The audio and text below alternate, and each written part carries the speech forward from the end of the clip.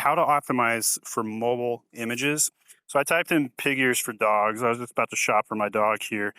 And what you notice on mobile is that the taller images, the ones that are optimized vertically above and below where I'm touching on the screen there, they look bigger, right? And a lot of people have optimized for desktop and kind of what reflects on desktop. I'll scroll down until we get to the trending now section.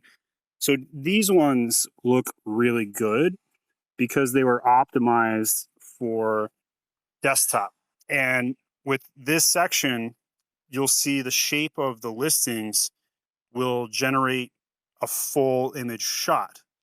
But when it's seen on mobile search, I'm inside of the Amazon app right now, we see a lot of space on the top and bottom.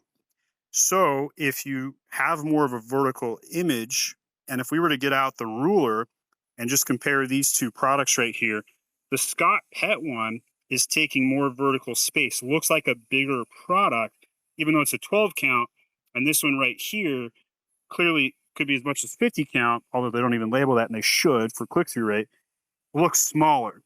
And so if you're trying to improve your mobile optimization, specifically click-through rate, I highly recommend getting a vertical based image and not a horizontal one like Top Shoes there, and definitely don't have a gray background like that. That looks atrocious.